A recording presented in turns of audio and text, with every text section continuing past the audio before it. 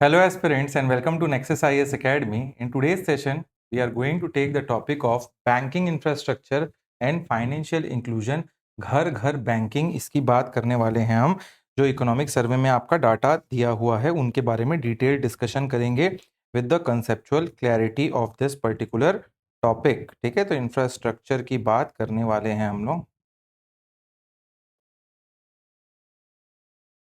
Financial inclusion, ठीक है, तो ये आपका टॉपिक है। सबसे पहले समझते हैं हम कि स्टेट की इकोनॉमी को आगे बढ़ाने के लिए लोगों के पास लोन और सेविंग की सुविधा होनी चाहिए। तभी आपका स्टेट बढ़ेगा। सेविंग्स कर पाओगे तो इंटरेस्ट अर्न करोगे, लोन ले पाओगे तो बिजनेसेस बना पाओगे।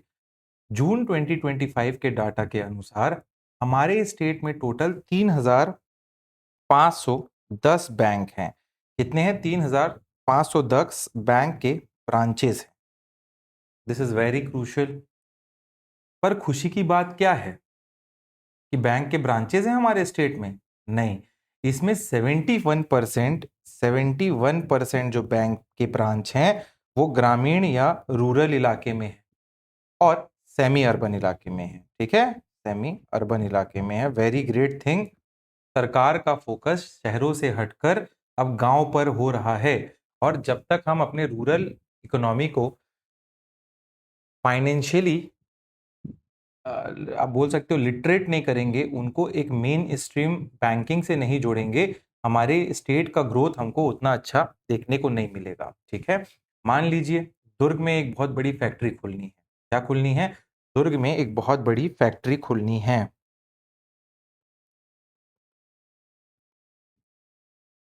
उसमें सेठ लोगों को बैंक से करोड़ों रुपए के लोन लेने पड़ेंगे, तभी तो वो फैक्ट्री खोल पाएंगे।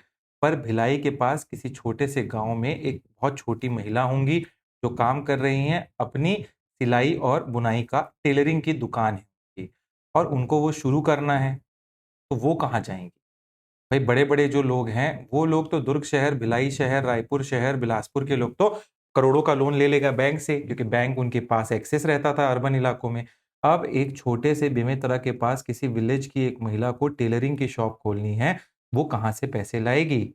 यहाँ पे काम आता है फाइनेंशियल इंक्लूजन की जो स्कीम्स गवर्नमेंट चला रही हैं, जैसे प्रधानमंत्री मुद्रा योजना। जिसमें क्या करेगी वो? जिसमें जाके शिशु लोन के तहत उसे, महिला को बिना किसी गारंटी कोलेट्रल दिए बिना 50,000 तक का लोन दे दिया जाएगा। तो उसके लिए उसके घर के पास रूरल इलाके में एक बैंक होना चाहिए, वहीं से तो मुद्रा लोन ले पाएगी। तो बैंकिंग इंक्लूजन बहुत इंपॉर्टेंट है, आपको पता होना चाहिए। इसी पे आपको ये भी पता होना चाहिए, हमारे देश में एक स्कीम है पीएम जन धन योजना। स्टार्ट कब हुई थी ये? 28 अप्रैल को स्टार्ट हुई थी 2014 में, जब मोदी जी गवर्नमेंट में आए थे। इसने हर गरीब को खाता खोल के दिया इस स्कीम ने। छत्तीसगढ़ में अगर मैं बोलूं, इस स्कीम के अंडर लगभग 1.85 करोड़ बेनिफिशियरीज हैं पीएम जन धन योजना के। मतलब इतने खाते ओपन हुए हैं। इसमें साथ में आपको एक रुपे डेबिट कार्ड भी मिलता है। क्या मिलता है? रुपे डेबिट कार्ड मिलता है। अरे एटीएम कार्ड भैया, जिसमें 1 लाख का इनबिल्ट एक्सीडेंट इंश्योरेंस आपको दिया जाता है। तो ये भी आपको पता होना चाहिए। Now what is the contribution of banking in GDP? अगर जीडीपी में बैंकिंग का कंट्रीब्यूशन समझें तो 2025-2026 में बैंकिंग सेक्टर का जीएसडीपी में हिस्सा रहा 3.30%। ये एस्टिमेटेड है। ठीक है, मतलब अभी 25-26 में अगले साल मालूम पड़ेगा ना, तो एस्टिमेटेड है 3.30% का आपका इसमें क्या रहेगा? हिस्सा रहेगा।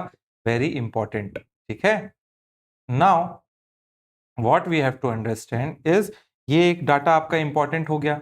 ठीक है, इसके साथ साथ कंट्रीब्यूशन टू जीडीपी के हिसाब से ये आपका क्या हो गया? एस्टिमेटेड हो गया। ठीक है, अगर ये करंट प्राइस पे है, किस पे है? करंट प्राइस पे है। कांस्टेंट प्राइस में इसी को अगर मैं बोलूं तो कांस्टेंट प्राइस में मतलब 2011-12 के बेस ईयर के हिसाब से 4.88%, नहीं नहीं 4.88% भी नहीं होगा इसका। 3.40% होगा। ठीक है, कांस्टेंट प्राइस में 3.40% है, आपको पता होना चाहिए। ठीक, टोटल बैंक कितने हैं ये इंपॉर्टेंट हो गया, 3510। इसमें सबसे ज्यादा 71% रूरल इलाके में है और आपके सेमी अर्बन इलाके में। रूरल इलाके में अगर मैं बताऊं आपको तो ये 71% में रूरल मतलब गांव में है टोटल 1541 बैंक्स। अर्बन इलाके सेमी अर्बन इलाके में है 938 बैंक और अर्बन इलाके में आपके टोटल हैं 1031 बैंक। तीनों को प्लस करोगे तो आपका 3510 आएगा, ये भी आपको पता होना चाहिए। टोटल एटीएम कितने हैं हमारे स्टेट में? 3627 टोटल एटीएम है, आपको पता होना चाहिए। ठीक है, very important with respect to our examination. Now next topic we will talk about is cooperative structure and agriculture loans के बारे में कितने हमारे स्टेट में प्रोवाइड किए गए। ये भी इंपॉर्टेंट टॉपिक है, एक चैप्टर रहा हमारे इकोनॉमिक सर्वे में इस साल के। कोऑपरेटिव या सहकारिता क्या है, उसका असूल क्या है, उसका basis mutual aid and democratic mean, मतलब एक, आप बोल सकते हो एक सबके लिए सब एक के लिए, ये कोऑपरेटिव का मतलब है, एक सबके लिए सब एक के लिए।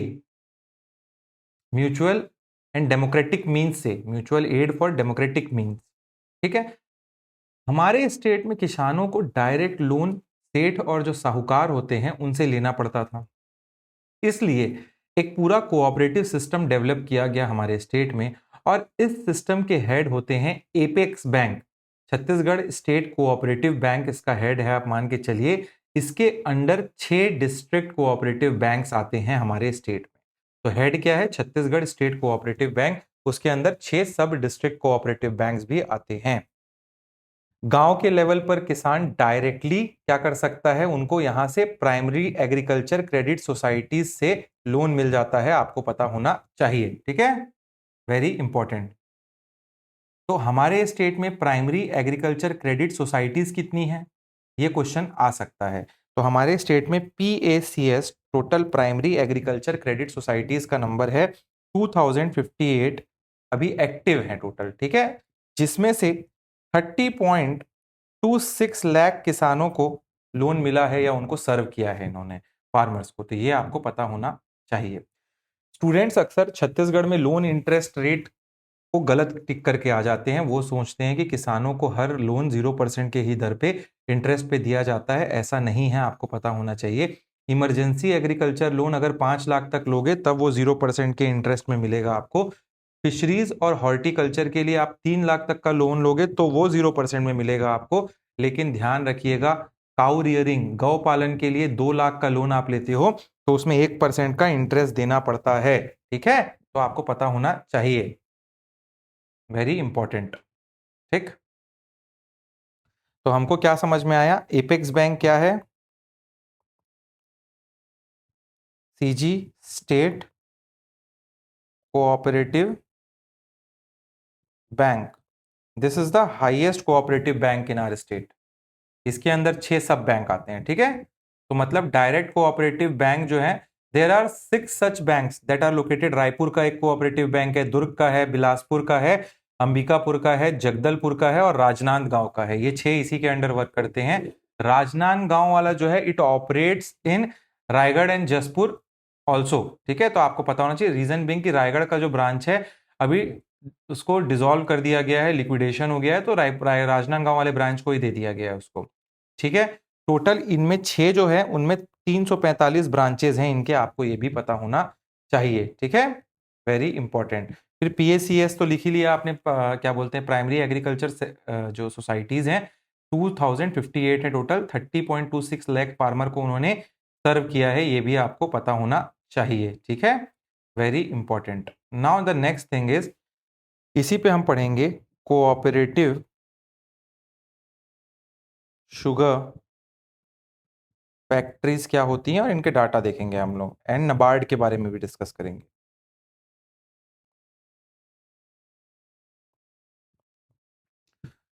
एग्रीकल्चर जो प्रोडक्ट होते हैं उसको डायरेक्ट बेचने की जगह उनकी प्रोसेसिंग करवाना, इंडस्ट्रीज बनाना हमारे स्टेट की मेन स्ट्रेटेजी का एक हिस्सा है। हमारे यहाँ total 4 major cooperative sugar factories हैं, 5वां अभी डेवलपमेंट में है। और इनकी खासियत ये है कि ये शक्कर जो होता है ना, शुगर जो होता है, वो ही नहीं बनाते हैं बस, बल्कि गेम चेंजर क्या है, गन्ने के जो वेस्ट बगैसेस होते हैं उससे इलेक्ट्रिसिटी प्रोड्यूस करते हैं ये सब के सब वहां पे। तो इसको को जनरेशन कहते हैं हम, ये भी आपको पता होना चाहिए। Let us take an example. Kawardha का किसान गन्ना उगा रहा है। क्या उगाता है? गन्ना उगाता है। भोरम देव फैक्ट्री में जाके वो देता है। फैक्ट्री उस गन्ने से शक्कर बनाती है, जो आप चीनी खाते हैं, चाय में डाल के पीते हैं, दही में खाते हैं। और बचा हुआ जो कचरा है उसका बगैसेस जिसको बोलते हो, गन्ने के रस को निकालने के बाद देखियो ना, गन्ना सूखा सा बचा होता है, उसको बगैसेस बोलते हैं।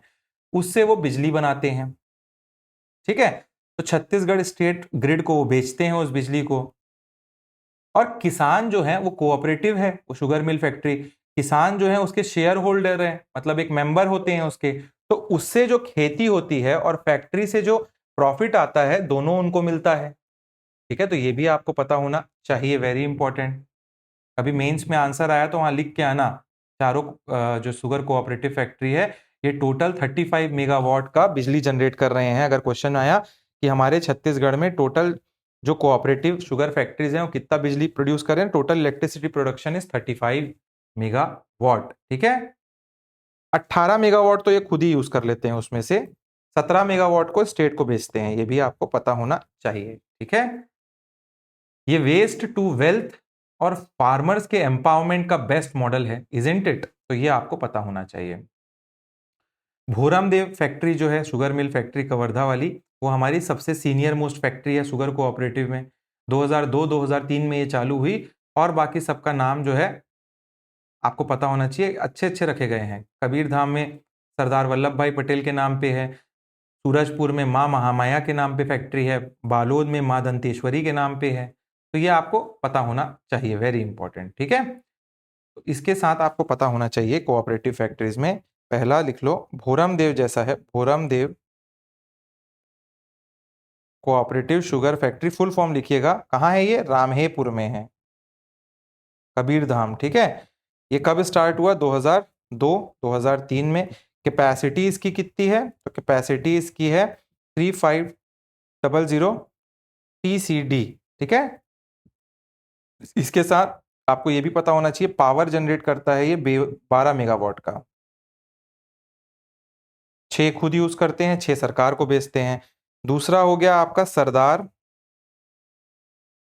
वल्लभ भाई पटेल शुगर फैक्ट्री। ये कहाँ है? पंडरिया में है। पंडरिया कहाँ है? कवर्धा में, कबीरधाम में है। ठीक है। This was started in 2016-17। Capacity है 2500 TCD की इसकी। पावर जनरेट करते हैं इन लोग 14 मेगावाट। तीसरा आपका है माँ महामाया, माँ महामाया। ये आपका शुगर फैक्ट्री है केरता विलेज में, केरता विलेज है सूरजपुर में। ये 2009-10 में चालू हुआ था। ठीक है। कैपेसिटी 2500 TCD की है इसकी। पावर जनरेट करते हैं ये भी 6 मेगावाट। 4 खुद यूज करते हैं, 2 बेचते हैं सरकार को। चौथा आप बोल सकते हो माँ दंतेश्वरी है, दंतेश्वरी मैया कोऑपरेटिव शुगर फैक्ट्री। ये बालोद में है आपके करका भाटा में।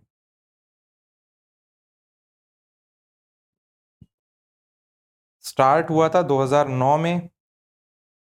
कैपेसिटी 1250 TCD की है। पावर भी इसीलिए कम जनरेट होता है यहाँ, 3 मेगावाट का आपको पता होना चाहिए। टोटल जनरेशन ये सबको ऐड करोगे तो 35 मेगावाट का जनरेशन है, ये आपको पता होना चाहिए। ठीक है। इसके साथ आपको ये भी पता होना चाहिए कुछ मेजर स्कीम्स, जिसमें एक आता है नबार्ड। नबार्ड जो है, it was established in 12th of July 1982 on the recommendation of B Sivaraman committee. Headquarter इसका पूछेगा तो ये मुंबई में है, आपको पता होना चाहिए। नबार्ड का मेन काम है एग्रीकल्चर लोन प्रोवाइड करना, फाइनेंशियल हेल्प करना एग्रीकल्चर रिलेटेड RRBs को, कोऑपरेटिव्स को। ठीक है। नेक्स्ट इज आपका पीएम जन धन योजना जो मैंने बोली, वो अगस्त 2014 में चालू हुआ था और उसके 1.85 करोड़ बेनिफिशियरीज हैं छत्तीसगढ़ में। फिर मैंने एक बताया था आपको प्रधानमंत्री मुद्रा योजना। ये आपका 2015 में स्टार्ट हुआ था और इसमें आपको पता होना चाहिए लोन प्रोवाइड कर किया जाता है। कुछ 3 इसमें वो है, शिशु, शिशु मतलब जो 0 से 50,000 तक के लोन लेते हैं उनके लिए शिशु लोन मिलता है, ठीक है, बैंक के थ्रू। फिर एक किशोर लोन है, किशोर लोन जो है 50,000 से लेके 1 लाख तक, 5 लाख तक का आप कहीं लोन लेना चाहते हो तो किशोर के अंडर मिलेगा। एक तरुण है, तरुण में 5 लाख से 50 लाख, 10 लाख तक का लोन प्रोवाइड किया जाता है, आपको पता होना चाहिए। This is it. एक और योजना है, बैंकिंग जब पढ़ रहे हैं तो बैंकिंग में है सुकन्या समृद्धि योजना। बैंक वाले लोग ये सब करते हैं काम, ठीक है, सुकन्या समृद्धि योजना। ये भी स्टार्ट हुआ था 2015 में। और यहाँ पे जो 18 साल से नीचे की लड़कियां होती हैं उनके लिए एफडी स्कीम है, आपको पता होना चाहिए। पेरेंट्स एफडी करते हैं और थोड़ा हाई इंटरेस्ट रेट उनके लिए रखा जाता है, तो इसके लिए इंटरेस्ट रेट होता है 9.2% का इंटरेस्ट पे करती है बैंक, आपको पता होना चाहिए। ऑब्जेक्टिव है इसका इकोनॉमिकली एम्पावर करें डॉटर्स को, ठीक है, very important thing with respect to our state. Next हम पढ़ेंगे थोड़ा सा एग्रीकल्चर के बारे में। छत्तीसगढ़ को क्या बोलते हैं? धान का कटोरा, राइस बाउल ऑफ इंडिया। और इसको ऐसे ही नहीं कहा जाता है राइस बाउल ऑफ इंडिया। हमारे स्टेट का लगभग 70% जो आबादी है, 70% पॉपुलेशन हमारे जो स्टेट का है वो एग्रीकल्चर के ऊपर डिपेंडेंट है। लेकिन यहाँ एक ग्राउंड रियलिटी आपको समझना है और वो बहुत जरूरी है। हमारे पास टोटल 40.11 लाख फार्मर्स फैमिली है, मतलब किसान परिवार हैं, जिनमें से 80%, ये डाटा याद रखना, 80% लोग, मतलब ये 40 लाख लोग हमारे देश में किसान फैमिली हैं, उसमें भी 80% लोग बेचारे मार्जिनल फार्मर्स हैं। तो ये एकदम इंपॉर्टेंट डाटा है, मार्जिनल फार्मर्स। मार्जिनल फार्मर वो फार्मर होता है जिसके पास जमीन खुद की 1 हेक्टेयर से कम होती है, बहुत दूसरे के जमीन पे वो अधिया रेगा लेके काम करते हैं।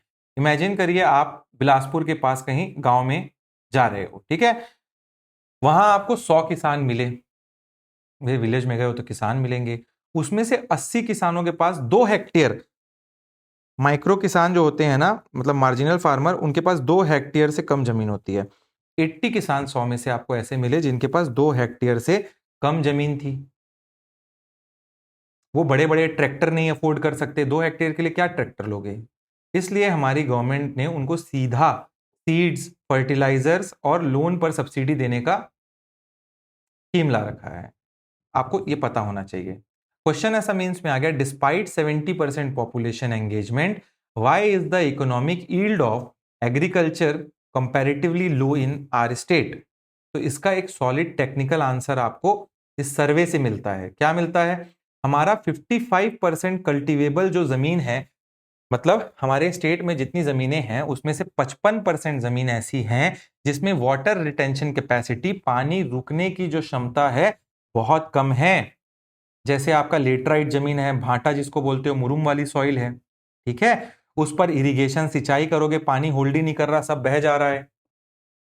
और उसमें सिंचाई किया भी जा रहा है तो 35% एरिया में बस सिंचाई किया जा पा रहा है। वहां पे इरिगेशन बहुत जरूरी होता है आपका लेटराइट सॉइल में, अवेलेबिलिटी बहुत कम है हमारे स्टेट में। जब पानी ही नहीं रुकेगा तो बिना इरिगेशन के किसान राबी का क्रॉप कैसे बोएगा? चलो खरीफ के क्रॉप में, गर्मी के क्रॉप में तो बरसात हो जाएगी, मानसून आएगा, ठंडी के क्रॉप में परिया पड़ा रहता है लैंड। यही वजह है कि हमारा जो प्राइमरीली जो स्टेट है वो मोनोक्रॉप, एक फसली स्टेट बन कर रह गया है आज की डेट में। The reason being the less availability of irrigation system in our state, ठीक है, ये आपको समझना है। सबसे बड़ा रिसोर्स क्या है इरिगेशन में अगर देखा जाए तो सबसे बड़ा रिसोर्स जो है वो है नहरें या रिजर्वायर या कैनाल बोल सकते हो आप इसको।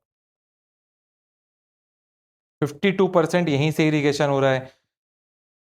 एश्योर्ड इरिगेशन जो मिलता है वो ट्यूब वेल से मिलता है, नलकूप 29%। तो ये भी आपको पता होना चाहिए, ठीक है। तो अभी तक क्या क्या बताया मैंने? पॉपुलेशन डिपेंडेंसी, अप्रोक्सीमेटली क्या बोला, 70% of the state population depend on agriculture for their livelihood, ये लिख लिया आप लोगों ने। फिर मैंने क्या बताया, out of 40.11 lakh farmers there are 80% of the farmers are from marginal section, small and marginal category से है, 2 हेक्टेयर से कम land. Irrigation facilities are available but for only 35%। तो ये लिख सकते हो इरिगेशन सिर्फ 35% इलाकों पे एग्रीकल्चर लैंड में हमारे छत्तीसगढ़ में अगर क्वेश्चन आया। हाईएस्ट किस पे मिला, हाईएस्ट रिजर्वायर पे मिला आपको, और हाईएस्ट सोर्स वाइज रिजर्वायर पे, एश्योर्ड सोर्स वाइज किस पे मिला, ट्यूबवेल से। ठीक है, 29% जगहों पे इरिगेशन है। और रीजन क्या है, due to the low water retention capacity of the soil in about 55% of the cultivable land of our state, taking a second cropping season such as rabi crop is not facilitating in our state. That is, you have to understand. ठीक है, very important thing. Now we will talk about further moving forward about the crop production and the trends related to the crop production. Paddy, धान हमारा unquestionable राजा है, सबसे ज्यादा धान ही उगाया जाता है हमारे स्टेट में। चना उगाया जाता है, but paddy is the major crop in our state, you have to know that. ठीक है, प्रीलिम्स में ऑर्डर ऑफ क्रॉप पूछेगा, क्रम पूछेगा ऑर्डर, और ये सर्वे में आपका दिया गया है रकबा के हिसाब से, मतलब एरिया के हिसाब से सबसे ज्यादा इलाके पे पैडी उगाया जाता है, फिर वीट उगाया जाता है, फिर मेज उगाया जाता है। ठीक है, तो आपको ये पता होना चाहिए। ठीक,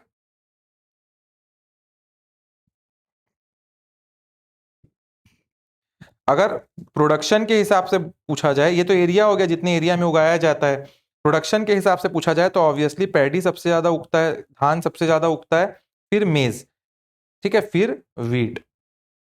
मक्का कम जमीन में ज्यादा उगता है, मतलब गेहूं ज्यादा जमीन में उगाने के बावजूद कम क्वांटिटी में उगता है। तो ये आपको पता होना चाहिए कि यहाँ पे ये उल्टा है ना, ज्यादा इलाके पे वीट लगा है, कम इलाके पे मेज लगा है, मगर क्योंकि भुट्टा भारी भारी होता है ना, तो प्रोडक्शन का जो है मेज ज्यादा प्रोड्यूशन होता है और वीट कम प्रोडक्शन होता है। तो यहाँ कंफ्यूज मत होना। ठीक है, आप लोगों को एक मजेदार बात बताऊं मैं, आपका जो सर्वे है ना उसके शीट में मैंने एक बना रखा है मेजर पल्सेस करके, उस टेबल के नीचे में जो ऑर्डर दिया हुआ है ना उसको देखिएगा एक बार अच्छे से। ठीक है, पैडी वीट मेज पल्सेस वाला सेक्शन को, ठीक, वहां पे अच्छे से पढ़ लेना उसको एक दफे आप लोग। तो आप लोगों को ये पता होना चाहिए कि ये तो मेजर क्रॉपिंग हो गई।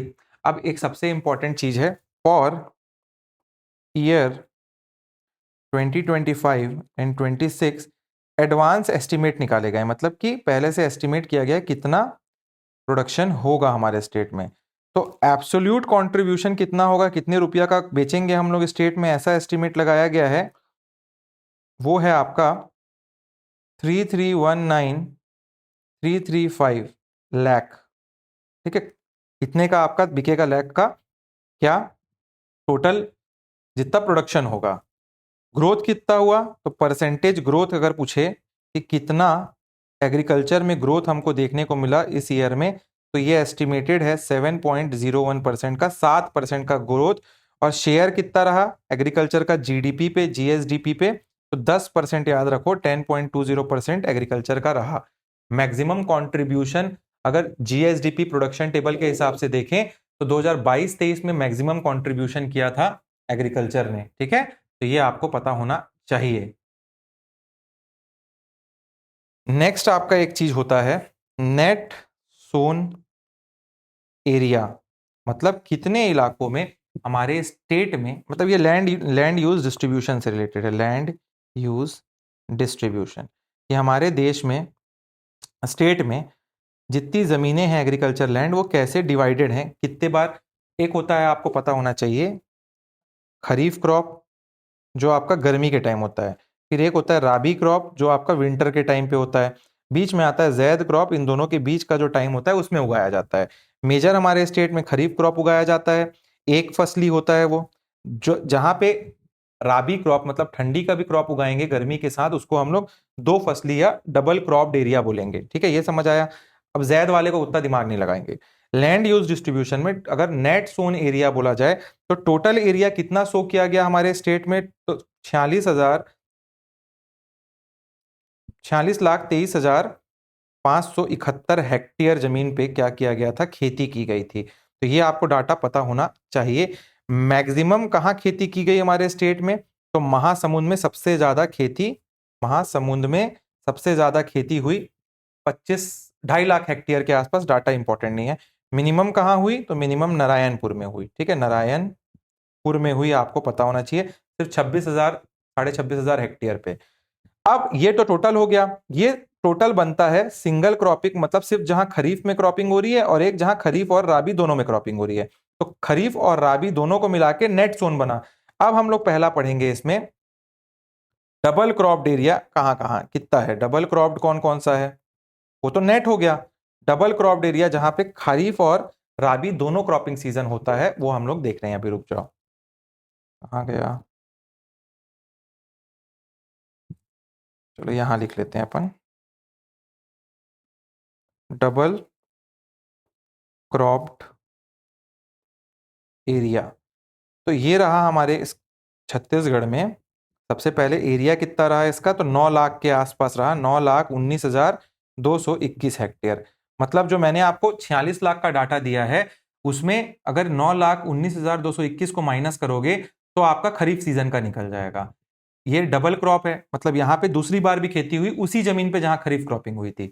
और सबसे मैक्सिमम एरिया डबल क्रॉपिंग, मतलब बेमेतरा में खरीफ में भी सबसे ज्यादा उगाए गए और राबी में भी, मतलब एक ही जमीन पे दो बार खेती सबसे ज्यादा बेमेतरा में हुई। ठीक है, यह आपको पता होना चाहिए। मिनिमम कहां हुई, तो मिनिमम हुई आपकी दंतेवाड़ा में, सिर्फ 54 हेक्टेयर में हुई आपका। तो यह आपको पता होना चाहिए। ठीक,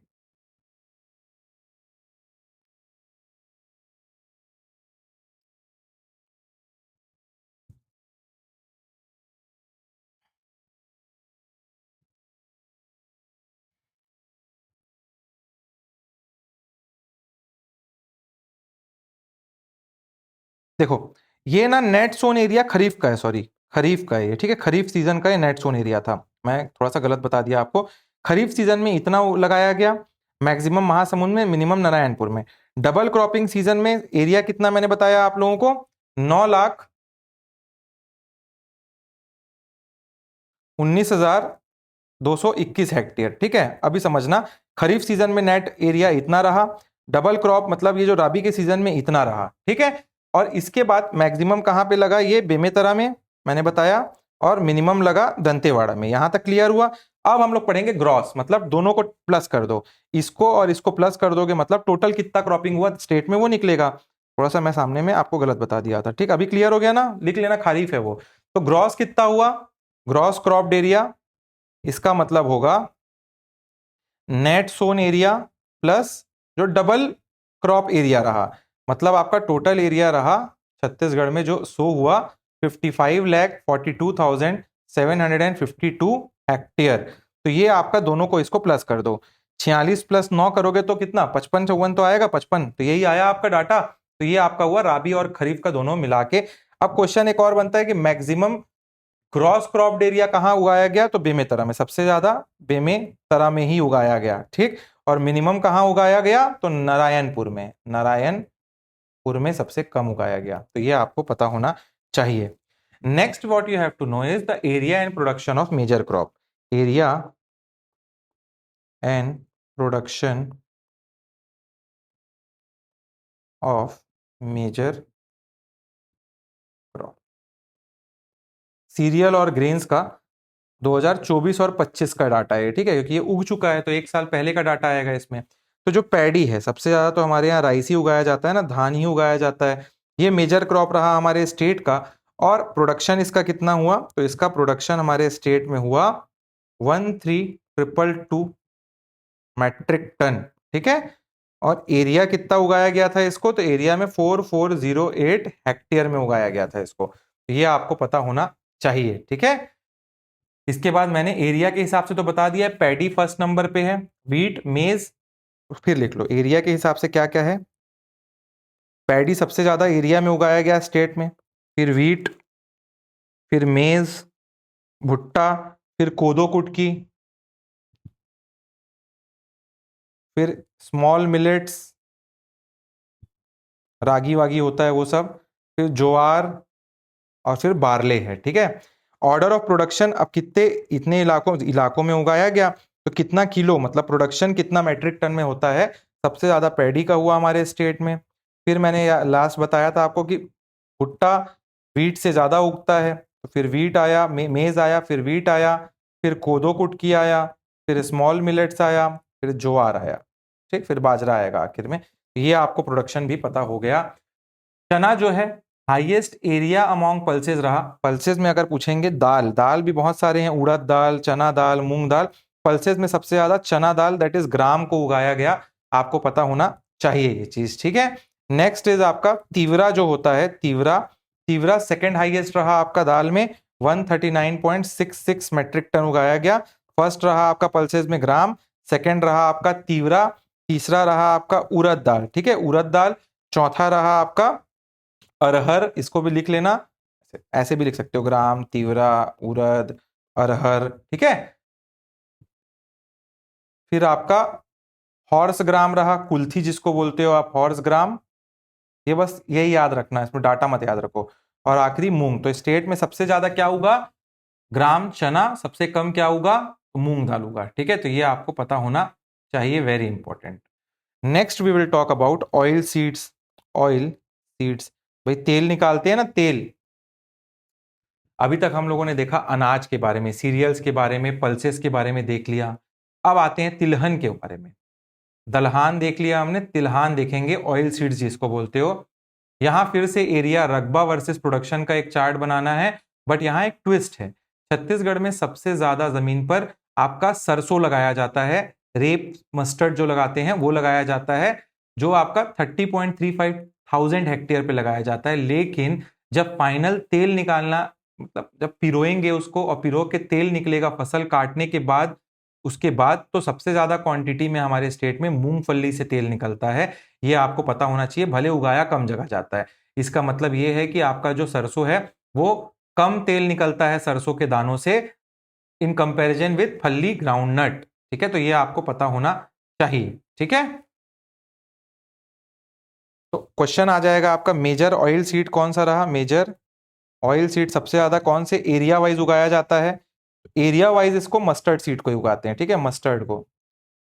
इसके बाद बोल सकते हो production wise, major oil seed production. तो प्रोडक्शन सबसे ज्यादा किसका होता है, मैंने बोला फल्लिक तेल का, ग्राउंड नट ऑयल, बहुत महंगा भैया। ऑर्डर लिख सकते हो, मस्टर्ड, ग्राउंड मस्टर्ड, फिर सोयाबीन उगाते हैं सेकंड नंबर पे, फिर ग्राउंड नट, ठीक है, area wise, area wise mustard, soyabean, ground nut. फिर राम तिल होता है जिसको नाइजर बोलते हो आप, राम तिल। फिर शीसम होता है, तिल जो होता है आपका, ठीक है। फिर आखिरी में अलसी आता है, अलसी, जिसको आप लिंसीड बोलते हो। प्रोडक्शन वाइज मैंने बोला अलग है पूरा। प्रोडक्शन वाइज सबसे पहले क्या होगा, ग्राउंड नट, फिर सोयाबीन, फिर मस्टर्ड, तो ये याद रखना आप, ठीक है।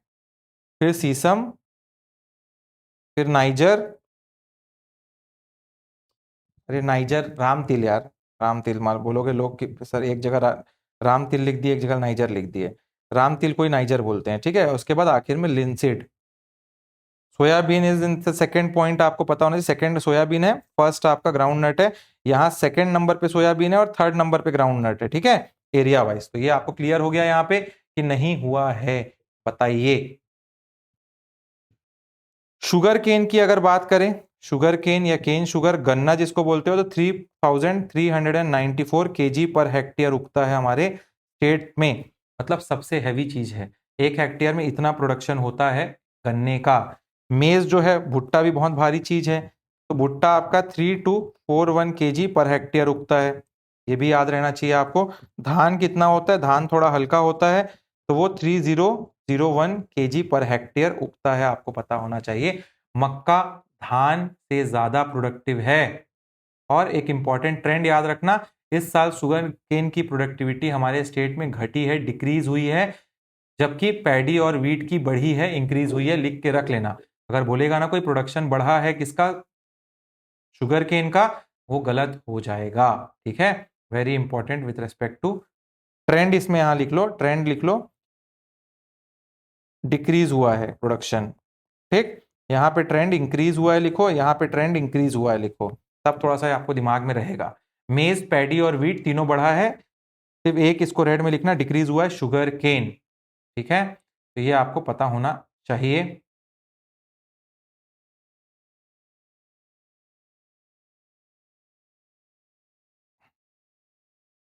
नेक्स्ट हम लोग पढ़ेंगे ऑर्गेनिक फार्मिंग।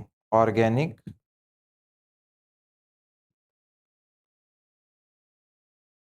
जैविक खेती जिसको बोलते हो, हमारा फ्यूचर भी है भाई ये।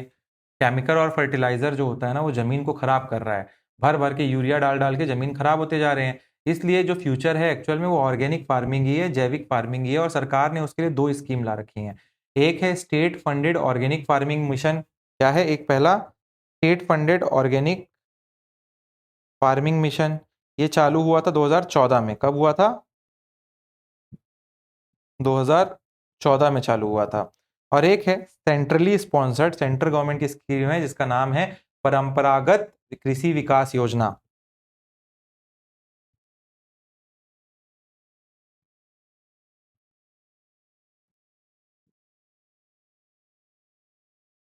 दो हजार सोलह में स्टार्ट हुआ था ये। ठीक है, मेंस में डायरेक्टली आ सकता है, how is Chhattisgarh promoting sustainable agriculture in our state. ठीक है, तो ये क्वेश्चन को आप उसमें ये बताएंगे कि जो आप हमारा स्टेट है, उन्होंने डायरेक्टली 5 डिस्ट्रिक्ट को, हमारे स्टेट में कितने डिस्ट्रिक्ट, ये लिख के रखना है, 5 डिस्ट्रिक्ट को फुली ऑर्गेनिक करके डिक्लेयर कर दिया है आज की डेट में।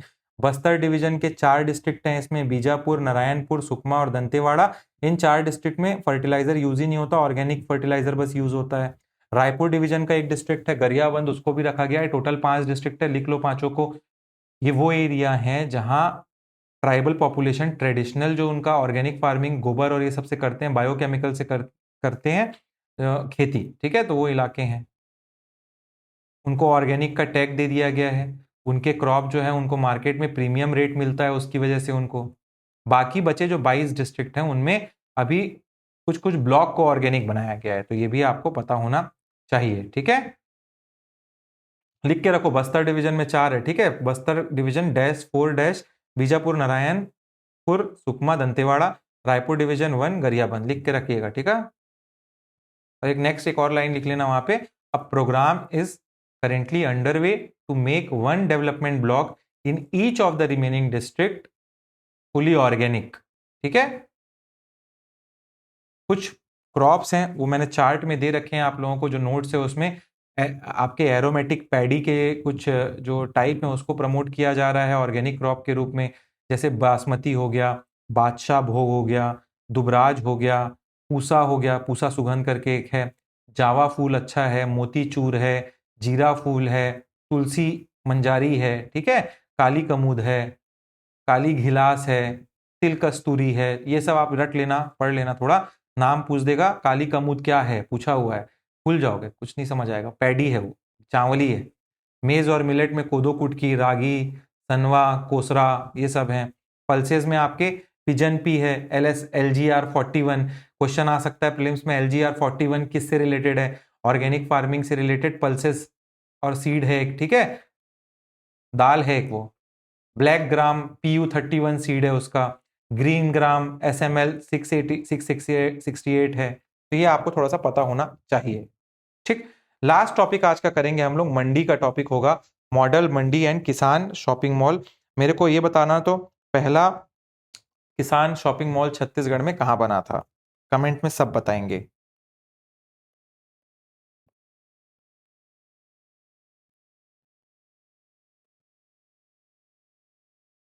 फसल से मार्केट तक की बात करेंगे।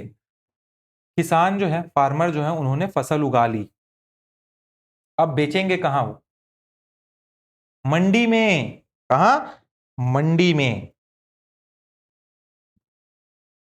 हमारे स्टेट छत्तीसगढ़ ने अपने इंफ्रास्ट्रक्चर को इंप्रूव करने के लिए 5 मॉडर्न मंडीज या 5 मॉडल मंडीज बनाई हैं। कितनी, ये भी क्वेश्चन आ सकता है। तो 5 मॉडल मंडीज बनाई गई हैं हमारे स्टेट में। कौन कौन सा है लिख के रख लो, धमतरी, कवर्धा, कुरुद, मुंगेली, राजनांदगांव। इन 5 जगह मॉडल मंडीज बनाई गई हैं। आप लोग शहर में रहते हो ना, रायपुर में मॉल जाते हो, बिलासपुर में, दुर्ग में TI मॉल जाते हो, रायपुर में जोरा मॉल जाते हो, मैग्नेटो मॉल जाते हो, वहां जाके क्या करते हो, शॉपिंग करने जाते हो ना, या खाने जाते हो। हमारे किसान के लिए भी सरकार ने वैसे ही मॉल बनाए हैं। देश का पहला किसान शॉपिंग मॉल 2010 में राजनांदगांव में स्टार्ट हुआ था, पता होना चाहिए आपको, खोला गया था। वहां ब्रांडेड कपड़े तो नहीं मिलते हैं भैया, वैसे वाला मॉल नहीं है आपके जोरा मॉल वाला या मैग्नेटो या टीआई, बल्कि बेस्ट क्वालिटी के बीज मिलते हैं, सीड्स, ट्रैक्टर के पार्ट्स मिलते हैं, और एग्रीकल्चर के इक्विपमेंट मिलते हैं। इक्विपमेंट आपको पता होना चाहिए एक छत के नीचे, तो ये आपको पता होना चाहिए।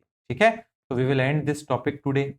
सेकेंड किसान शॉपिंग मॉल महासमुंद में बन रहा है, ये भी पता होना चाहिए आपको, very important. So we have dealt with many of the topic. Now in the next class we will deal with the leftover topics. I hope so. अच्छे से आपके क्या बन रहे हैं, नोट्स बन रहे हैं। मटेरियल को अच्छे से यूज करो, हैंड रिटन नोट्स रखो, बार बार रिवीजन करते रहना आप लोग इन चीजों का, तभी आपको याद रहेगा। ट्रस्ट मी, इकोनॉमिक सर्वे आखिरी में पढ़ने में थोड़ा हड़बड़ा जाता है आदमी। अभी से जो पढ़ रहे हो आखिर में भी पढ़ सकते हो इन वीडियोस को, बट मेरा मानना है अभी आ रहे हैं वीडियोस, पढ़ते जाओ, नोट्स तैयार रखो, आखिर में सिर्फ रिवीजन कर करके इसको एकदम मन में बैठ जाएगा चीजें। ठीक है, चलिए तो मिलते हैं नेक्स्ट क्लास में। Till then keep studying, keep smiling. Thank you for watching the classes.